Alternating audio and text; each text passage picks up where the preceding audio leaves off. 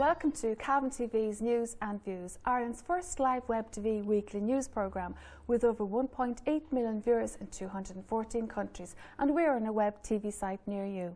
Good evening, my name is Aine Duffy and we bring the programme to you weekly on Fridays 7 to 8 Greenwich Mean Time. Each week we take a look at what is going on in the county and invite guests to chat live in the studio. If you have an event you want us to know about or an issue you'd like discussed, please email us at drumlinmedia@gmail.com. So, anything interesting going on, please do let us know. I'd like to say thank you to Martin Sheridan, who's my resident photographer, and that's the photograph you see in the background. And this week we've got the lake in Ballyborough. And I'd like to say too to our viewers, if you have a photograph that you'd like to send in to be my backdrop any week, please do email it to us at drumlinmedia@gmail.com and tell us the story of your photograph. You are most welcome to do that. So now I'd like to say thanks to my guest in the studio last week, and that was Cathy Durkin, and Cathy was telling us all about her 24th annual golf classic. That's going to take place on Monday, the 24th of August in the Slieve Russell, and to date Cathy's golf classic has raised over €1 million. So well done, Cathy. This week in the studio we have the folk from the Moylagh, from the JFK Challenge in Moylagh, to tell us exactly how it went this year and how much money they raised for charity. Some interesting news as well. James Greenan from Cootehill is a lead dancer with Riverdance in the Gaiety at the moment. Cavan TV got the opportunity to go behind the scenes in the Gaiety, and we'll get to show you a little bit of that, so stay with us on the programme. Now I'd like to say hi to all the folk who log on and watch us all over the world. You too can email us with your news and views, again to drumlinmedia@gmail.com. This week I'd like to say a very special hello to John Clancy, and John is the proprietor of Foley's Bar out there in Manhattan, New York. John watches Cavan TV News and Views every week to see what's going on. And a very happy belated birthday greetings to John, as we heard that you celebrated your 80th birthday recently. So hope you're all logged on in Foley's Bar out there in downtown Manhattan. Weather this week, well folks, the weather is not good. We're not having a good summer, and the forecast is not good for the coming weeks either, and that's just for the benefit of our viewers abroad as well. So think of us when you're having all that sunshine abroad. We're not having a good summer here. The Cavan Crystal Hotel was the place to be if you were a woman and interested in getting into politics. Cavan's Women's Network hosted the Powerful Women in Politics conference this week, and that was on Thursday and Friday of this week, and Marie Guinness and Marion Harkins, MPs, were the key speakers. There were some very lively and heated discussions at the very well attended conference, so well done there to Cavan Women's Network. Let's have a look and see what's going on around the county this week. Now, again, if you want to get your news mentioned on the programme, do email it to drumlinmedia@gmail.com and we'll give it a mention. County Cavan Museum presents Cultus Sessions evenings, an evening of music, song, dance and storytelling. That's every Tuesday evening at 8 o'clock. Of course, it's in the museum, and that's in Ballygame and it's on for the 2 months of summer, that's July and August. So we recommend, folks, if you have any visitors home for the summer and you're looking for entertainment of a cultural kind, that's the place to go, to the Ballygame the County Museum there. There is a spin-a-thon tomorrow in the Market Square, and it's been organised by DB Cyclists there from Drung, and the funds raised there will go to the Cootehill Community Cancer Support Group and also to Coon. And Coon folk, folks, as you are aware, Coon helps with the support of the emotional side of dealing with cancer. Static cycling in the square tomorrow, please do go along and support. This is the time of the year for festivals and carnivals. The Festival of the Lawn is on this Sunday, July the 19th, and that's on the lawn outside the Lavy Inn. It starts at 4 o'clock. Music is by the Fuzzy Burgers. There will be ice cream vans, candy floss, barbecue, hot dogs and an outdoor bar. And music that night would be by Kieran Rosny, and he's from Latin. So there you long to go to the lawn outside the Lavy Inn. And also a day on the green in Red Hills. This is Sunday again. There is a vintage tractor run, car treasure hunt, bouncy castles and a barbecue, and that starts at 12:30. Just hope the weather is a bit better, folks, for those outside festivals. Okay, the summer sessions are on every Friday night in the Staples Bar in Swanland Bar, and that's a night of traditional Irish music. The Breffni 3 Province Challenge takes place on August the 1st this year, and this is a huge fundraiser and to date has raised over 1 million for charities like Cavan Monaghan Palliative Care, Friends of St. Luke's and Breast Cancer Research. Now, this consists of a half marathon, that's 13.5 miles, a 5 and a 10k run, and a 100-kilometre cycle, taking in the 3 counties, Cavan, Leitrim and Longford. Just letting you know all this in good time so that you can get your training done. If you want to register for there, you log on to the Breffni 3 Province Challenge and get your entry in. And we have a tractor run this week. I think we have 2 tractor runs this week. It's on Ballyborough on Sunday. You gather outside the community centre. You register at 1 o'clock and the run starts at 2 o'clock. And all funds there go to the Hope for Keane Fund. Congratulations to Lupita Riley out there in Lochduff. Lupita won 22,000 last week on winning streak. Well done, Lupita. There is a cake sale in the community centre in Shercock tomorrow. That's July the 18th, and that's to support Shercock Cancer Support Group, and it's at 11 o'clock in the morning. The Rosie 5k run is on Sunday, and that raises funds for the Motor Neuron Disease Association. You register at 12:30. The race is on at 1:30, and that all starts from the community centre out there in Lochgowna. Oh yes, we have another tractor run this week, and it's in Cross Keys this Sunday. Register at 11:30 and the run is 12:30. And the funds there are for the renal dialysis unit in Cavan General Hospital. Seamus O'Rourke is performing his new play Indigestion. That's tonight and tomorrow night in the Cornwall Theatre out there in Carrigallen. So if you want to laugh, that's the place to go. Curtains up at 8 o'clock and the admission is €10. Eircode has launched its new addressing system this week. That's the new postal addressing system, and that will be in use soon. Log on to Eircode and check out your new local postal address, or just ask your local friendly postman. And I think we have got one of them in the studio tonight. Cowboys and Heroes, that's a 3-day country musical festival in Drumcura in Leitrim. That starts today, this starts this afternoon. There's a great lineup of country stars. You've got Nathan Carter, Mike Denver, Lee Matthews, Jimmy Buckley, Lisa McHugh, Eamon Jackson and many more. It's a weekend of the best of country and American music.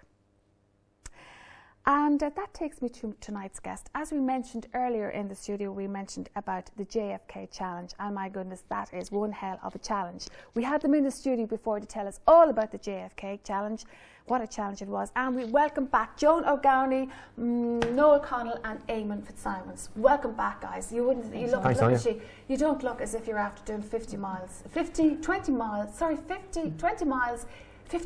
in 20 hours. Well done. A great day. And we also have some video of that coming up. So well done. Doesn't seem like that long ago since you were in talking about it. No, it's only about 2 months ago and it's all done and dusted, yeah. So everyone started at 6 in the morning, walked through the whole day, and the last person finished just coming on to 2 o'clock that morning. So that was within the 20? That was just 10 minutes before the 20-hour deadline. Well done. But just say it again. Walk 50 miles in 20 hours. That's right, yeah. Okay. How many actually started walking that morning? Over 600 registered that morning and started off at 6 a.m. and over 217 finished that night. So 217 people did the 50 miles. And can we say, folks, that just because you didn't finish the 50 miles does not a failure. It was anybody that took part in the walk. That's what you stress as well, Joan. Anybody who did any part of the walk, it's all You're still a challenge. raising money for cancer. Yeah. That's what it's all about, really. Yeah. The one great thing, Noel, everybody says is that I was hearing on the ground, because I did take part in it, is that it was a really, really very well organised event. Very well organised. We started off there at 6 o'clock and it was really bad. The weather was really bad. Nobody turned in and says, this is a terrible morning, or there wasn't a question about anything like that. It was up and go. And we got out of there at 6 o'clock and went round to all the different stops, and everybody was out welcoming us and on tea, all the different things that came along. When we got back into Old Castle, it was our first really, the first rest, that you'd sit down and have a rest and have a chat. It was really, really good at that stage, I know when you were in the studio telling us about it, you did say it was well organised, but Joan, it really was. You had every angle covered. From the start to the food stops along the way, to the pickup if people wanted to get picked up. You had the leaflets there with anybody in difficulty, just ring the number, get, somebody would go out and collect you. As well, did you kind of you have to take Well, part. you threw down the know challenge to me winning it, that yeah, and I'd like to say to anybody out there, you won't walk 50 miles in 20 hours unless you do your training. That's right. Yeah, it's very Now, you important. will surprise yourself, but you must do the training. Yeah. Let's talk about some of the difficulty people get in along the way. I know you did it in full gear, Eamon. Yeah, myself and a couple of work colleagues, we put the challenge out for the Inter-Services Challenge. I'm not sure if you know about it or not, but there was military defence forces, there was Gaiety, and there was fire service. But it turned out that there was the 10 defence forces in total. So the defence forces guys turned out both reserve and permanent defence forces. So 2 permanent defence forces took part, myself and Derek Nugent, he's from Costume Barracks in Athlone. And we completed it in 14 hours 27 minutes with 14 kg full combat gear on us. And some of the guys ran it, and I think one of the guys ran it in under 10 hours. And then the other RDF guys, the Reserve Defence Forces guys, formerly FCA, and they walked most of it in a respectable time also. But like there was such an array of people there. There was old, young, big, small, and everyone had their own personal stories, you know. Yeah. Like there was, I remember walking, like I said, it took me 14 and a half hours to do it.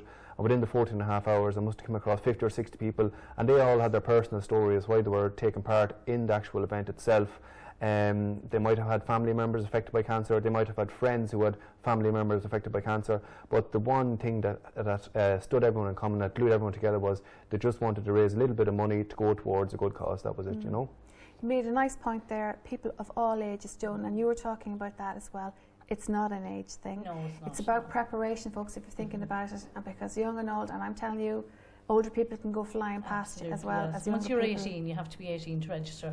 And any age, 18 to 80, everyone is welcome. You know, there is no age different age barrier, we say. And as long as you just feel able to get up and go. Some people, you know, maybe in their 70s and 80s came and walked 1 mile. And that was a huge thing for them to do. And, you know, there was as much respect for them as there was for people that done 50. You know, it's just a challenge to get out there. It is, yeah. And they just, some of their family, money. they had lost some family and they just wanted to do something, you know. Okay, They Brian also got their certificate for doing that 1 mile, 10 miles, whatever they walked, they got a certificate for doing it if they wanted it, which is actually very good because they bring it home, hang it up on the wall, and they took part in this, you know. The taking part, it was not the completion, it was the actual taking part, and that was very well stressed as well. You should say, I didn't do it, you should say, I did so many miles. Okay, think guys that we're going to have a look at this, and this is at, what, 5:30 in the morning, getting ready to go out, and we're going to see all these people, and what a day it was, what a bad weather, what a really bad day it was as well. So I think we're ready to have a look, and here we go.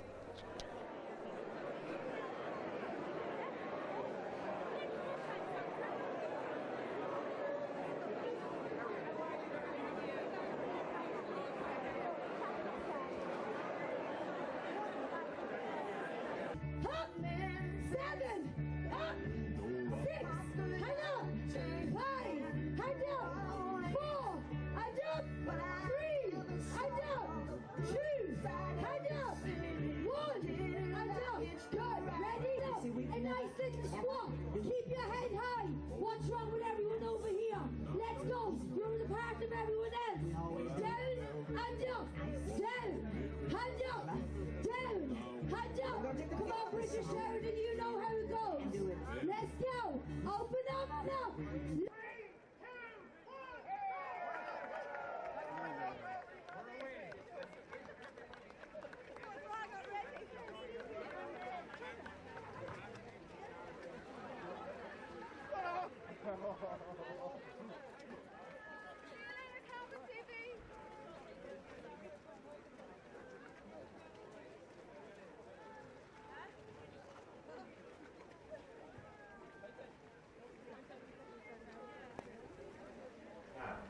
Now we can see all those people there, Noel. Yes. Sitting off, not knowing what to expect, perhaps. From every angle, from every county in Ireland, or near enough every county in Ireland, the people came. They had not a clue what was ahead of them, but they, you know, they had it in their mind that they were going to do a lot of this walk, and it was very challenging for them. But they did go out there. Yeah. You know, it'd be the same as us. We'd say hitting off down to some other part of the country. We wouldn't know who it would be. It'd be challenging. And there, folks, you can see what the weather was like. Everybody is. It's like as you said, Joan, an October day there. Everybody's well geared up. And just to back up what Noel says there was guys actually from Netherlands, some guys came from Netherlands, some guys came from Germany, Australia and also America. Well done. I wonder, you better know what you have ahead of you or not. You'll only not know the first time. After that, you will know it's ahead. I don't know if it's an advantage or a disadvantage. Yeah. No. Well, that'll only be the first time anyway, but well done. Look at all those people cheerfully sitting This is on our the road fourth at time 6 doing it. o'clock on the road. So we'll have a good idea of the route. Yeah. And you can see in the background there was there we are, Portaloos, back and we there. also had it was a new kind of concept this year. We had Roman Portaloos, and they came in very handy for the crowds, for the people. So if you're going along the road, there was no such thing as jumping into a hedge or anything like that. If you wanted to go to the toilet, you could get onto the Roman Portaloo that was on trailers, that was being towed by jeeps. So it was every eventuality was catered for, like, you know. Yeah, really well organised and really well organised. So guys, now, if anybody watching, I know, you know, I did it, and Joan, we got all the tips and we spoke about the tips again, but having listened to that and and this is your 4th year to do it, what would you say to people again? Well, I would say just to do a little bit of training.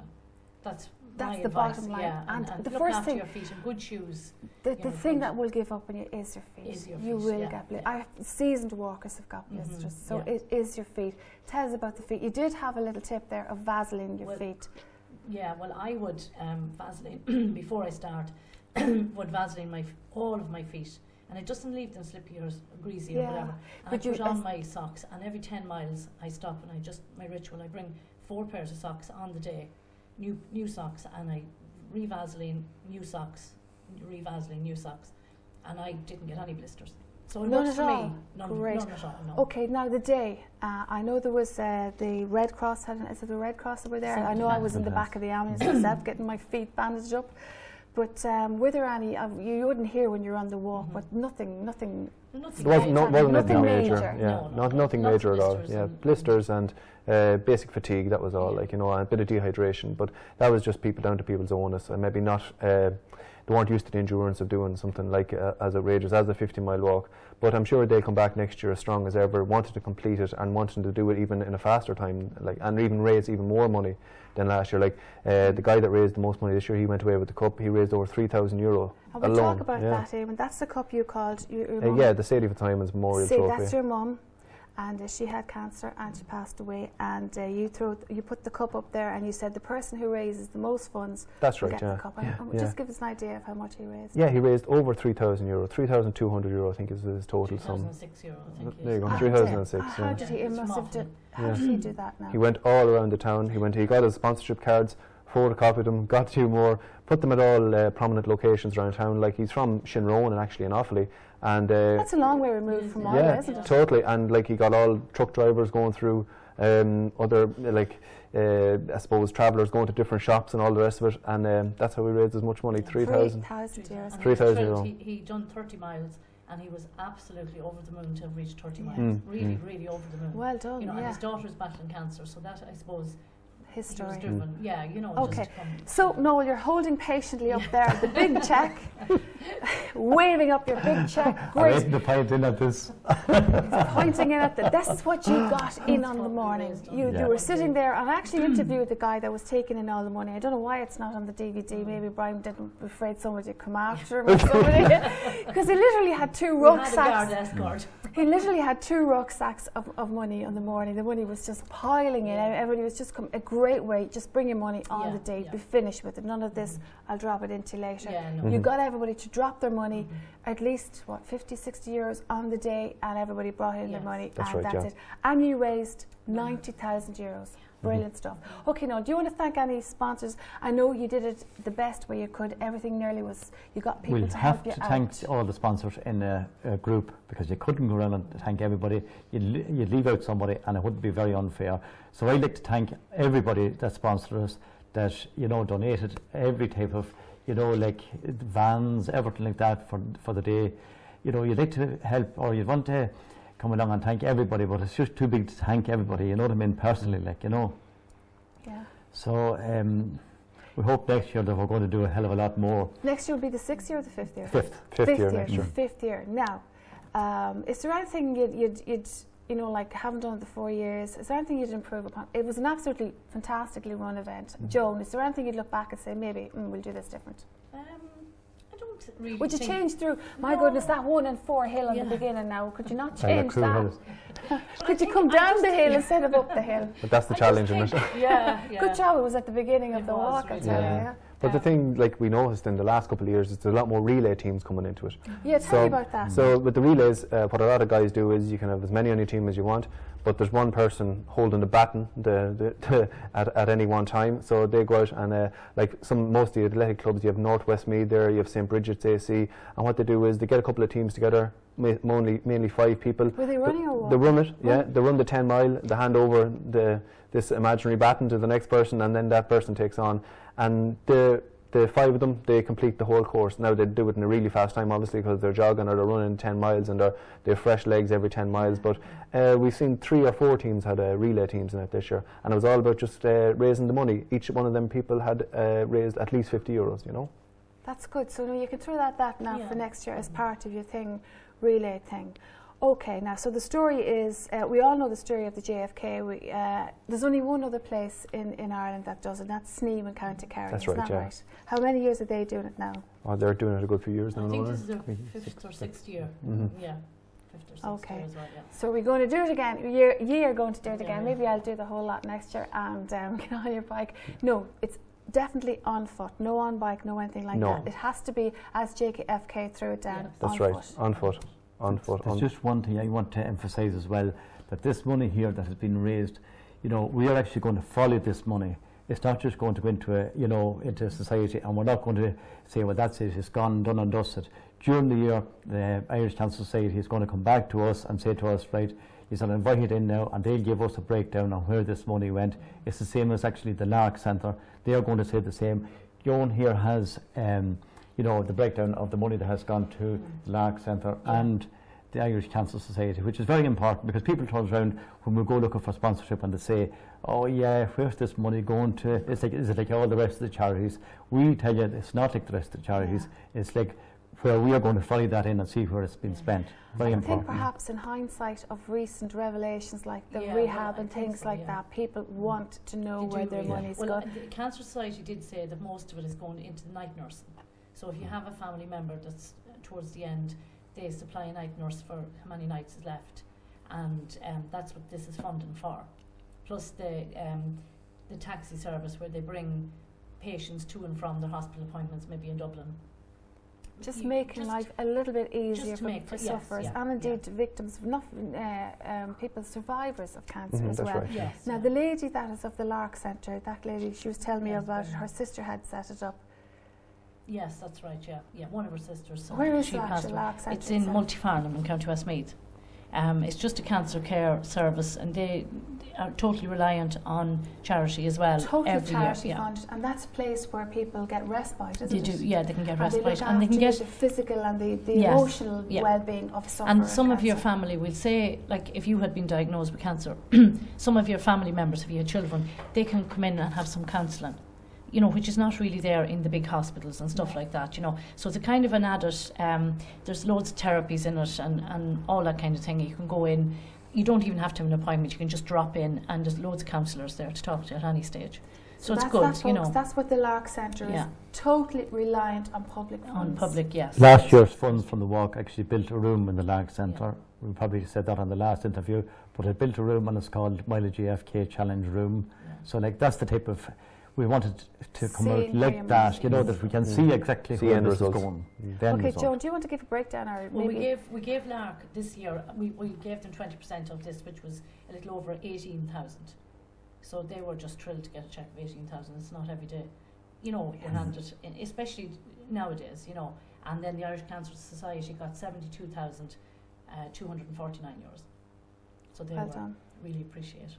Okay, now let's talk about next year. You can put that down now, and you're getting tired holding that up. No, maybe 90,000 doesn't weigh that much. Well done, that's well done. 90,000 you got on the day, very well, and every penny of that went into those charities, as you say. Now for next year, folks, anybody out there looking, you'll have to go and train and walk, because you just will not walk 50 miles in 20 hours thinking you'll do it on the day. You won't. And I must say as well that on the day, like people will bring you on. They do. Like you said, Eamon, you meet people, you get different stories from different people. You won't stay with the one person. So you'll meet different. Everybody will have different paces. You'll speed up, you'll slow down. whatever. I loved along the way where the people came out of the houses and waved their hands, and children outside the houses with bringing you orange and drinks and stuff like that. It was really a nice part of the country and beautiful countryside as well. Loch Crew and everything up there. Well done. So that's it for the Moylagh crew. And just John, I want to say one thing, that it would never have been held without one man in particular, our chairman, Johnny Gawk. He has organised it from the word go, has been in there organising the whole lot. So he's the man that we have to thank for running the full show. He doesn't come, like he has been in for some of these interviews, but he's there doing the hard work. That's right, behind the scenes. Behind the scenes, exactly. So that's one person we have to praise for doing all that work. And of course, well done. And you're looking forward to next year. Your lines are open, as you say, to register. We're going to hopefully hit the 100, yeah. Going to hit the 100,000. And we'd like to thank Cavan TV for coming up on the morning. They were there in the lash and rain, and Brian was there with his camera, videoing us. You were there doing your job interviews, and the next was you'd go off walking. And fair play to you. Very well done, you know what I mean? I got thrown out of the back of the ambulance because the ambulance had got a more prioritised call. Said, oh, you have to get out now. Well, I'm not finished. You haven't cured my feet. Well Next done, year you guys. won't have to go into it. No, I won't. Well done, guys. Absolutely brilliant. Great work. What you said before the event, you followed it through. It was a very well organised event. I'd say that really well done. The best maybe in Ireland, possibly. I don't know. We look forward to hearing and seeing from you next year. Thank you and well done. Thanks a million. Okay, so as I said last Sunday, Cavan TV got the chance to go backstage, understage and behind stage and front of stage of everything. We got up to the Gaiety Theatre in Dublin, where Cavan native James Greenan is a lead dancer in Riverdance. And we're going to go for a break, but come back after the break because we're going to see a little bit of what it's like behind the scenes at Riverdance. Cavan Crystal Hotel provides 4-star accommodation on the edge of Cavan Town. Located conveniently on the Dublin Road, just 60 minutes away from Dublin. With 85 beautifully appointed bedrooms and a number of luxurious suites. We offer wedding packages. With our one wedding a day policy, we guarantee to make yours a special day.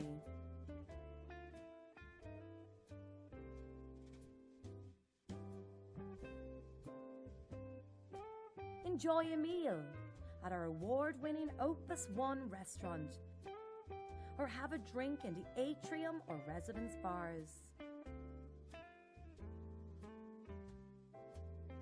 Feeling energetic, you can work out in Zest Health and Fitness Club, or maybe pamper yourself and visit Utopia Health and Beauty Clinic, or Avita's Hair Salon, both located on site. Situated only 5 minutes from Cavan Town Centre and local amenities. Cavan Crystal Hotel, gateway to Ireland's Lakelands. Welcome back. You're watching Cavan TV's News and Views. Great stuff. Well, as I said earlier in the programme, Cavan TV got access all areas at the Gaiety Theatre. But just before we go to that, we're going to line up the video for you right now. But just to go for that, a little bit more of what's going on around Cavan this evening, or this weekend indeed. Tonight you can go along to the Town Hall, where you will see The Pilgrim, and that's a play written by local playwright Philip Doherty, and I think it's a one-man show, and the actor in that is Rex Ryan, and you might not be aware, but Rex is actually son of Jerry Ryan's, and he is a very talented actor, and that play is going on in the newly painted and refurbished Town Hall tonight. That's on at 8 o'clock tonight and tomorrow night, so you might like to go along to that. What other kind of news am I going to tell you about? Just coming flying right into my ear right now. I'd like to tell you that the Stripes are #1 in the album charts, or the hit charts in Japan, no less than. They've been out on tour there recently. They absolutely fill the stadiums. They just love them out there, and the Stripes are #1 out there. Well done to the Stripes, and of course you're keeping the Cavan flag flying musically. Okay, so that's it. I think we're able to go to the video now, and this is a little bit of what it was like behind the scenes at Riverdance last Sunday.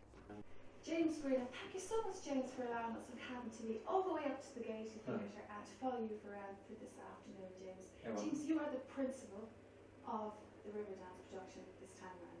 That's correct, yeah, I am indeed. Yeah, and today we're going to follow you around, being a fly on the wall, and you're going to tell us what it's really like behind the stage and and the life of a dancer and things like that. But just a bit about yourself, James. The James that grew up, you're 25 years of age? 25, that's correct. Okay. Well, I grew up, I was born and raised in London. My parents are both Irish. My dad's from Rockrory in County Monaghan, and my mum's from Cootehill, County Cavan. And yeah, that's where we lay the Cavan connection. That's it, yeah. So they moved over to England when they were quite young, and they had their children, myself and 3 other sisters. And then we moved back to Ireland in 2001, where we moved to Cootehill and set up there, and the rest is history. Yeah. Here I am. Yeah. Well, tell us your dancing, James. When did that start? In London? Yeah, it started in London. I started quite late. A lot of the kids start, 3 or 4. Teachers come into their national schools and they kind of start from there. But I wasn't really too keen on it from a young age. I grew up in South London, so football was obviously my huge passion as a kid. I began dancing about 9 years old for a guy and a girl called Des Silk and Julie Loughlin. So I danced there for a year or 2 and then moved to Ireland. And the soccer, as you call it here, wasn't as good as what I had experienced in London. And I joined a great school, a dancing school here, called the Mona Roddy School up in Dundalk. And it just took off from there. I just fell in love with it. They were so passionate about it, about dancing there, and they really did put their heart and soul into the school. Yeah. We're going to see you today, James. We're going to be behind the stage, and we're going to see you, with your cast and on stage and everything. But we'll talk a little bit about Riverdance. 21 years since the first Riverdance hit during the break, actually, of the Eurovision, and it's been going strong since. It's an amazing dance. It's an amazing show. Totally different. Has it changed much over the years, do you think? More or less. Or is it ever changing? It is. It's modernising with the time. They bring in new costumes. Last year we got a new LED screen and a new set design with the lights, new LED lights and all that kind of thing. So yeah, it does it keeps up with the modern times, but it still has that authenticity. The music is still the original. A lot of the original choreography there, and what you saw 20 years ago is pretty much what you will see today. Yeah, and one thing we all know is it's still holding that magic up when the audience just go and see it, the magic of it. It is, yeah. You're going to show us some of that magic today. What's a day in the life of the dancer? I see you're trying to have your lunch there, so tell us your snack now before you go on stage. For instance, what are you eating now? Well, I'm quite a health freak. I like to eat well and keep fit. It just makes my job a lot easier. So here I just have some. I have some sweet potato, some chicken and veg. It's basically it's about 3 hours before the show, so it's good to get some good carbs in and get that energy, because you really do need a lot of energy for this. It's so high intensity training. As we will see, yeah. Yeah, and so you do need that energy. So I like to have a bit of food, get it into me, and then let it digest. The key is not to eat too soon or not to eat too late, because you can be too hungry or too full. How many people are looking after you? Do you have to look after yourself, like as a personal trainer, nutrition? Obviously, you've got physio. You're going out for a massage now before you go on stage. How many people are actually looking after you? Well, we do a lot of it ourselves, but we do have a lot of help here. They do guide us with nutrition and workouts, and obviously with physio and masseuse and all that kind of thing. So you are guided in the right way, but you do have to put a lot of effort in yourself as well. Obviously, you have to limit your alcohol intake, because that would really... Well, there you go. That was an interview I had with James Greenan in his dressing rooms before the show, in the afternoon of his show. That's just a little taster of our kind of like mini documentary on him. It will be up as a special when it's fully edited and all that. And what a wonderful day, wonderful troupe, and indeed Riverdance is still holding the magic that it did the first time it came out 21 years ago. So that was really exciting to be there in the Gaiety Theatre last Sunday. So that's it for this week's programme. I'd like to say thanks to my guests in the studio, Joan O'Grady, Noel Connell and Eamon Fitzsimons, who come all the way from Moylagh. They didn't walk, they drove this time, to tell us all about the JFK and the money they raised there. So that's it for this week, and I do hope you have a good weekend. I don't think the weather's going to be very good, but anyway, it's the weekend and it's time to chill out and do take care.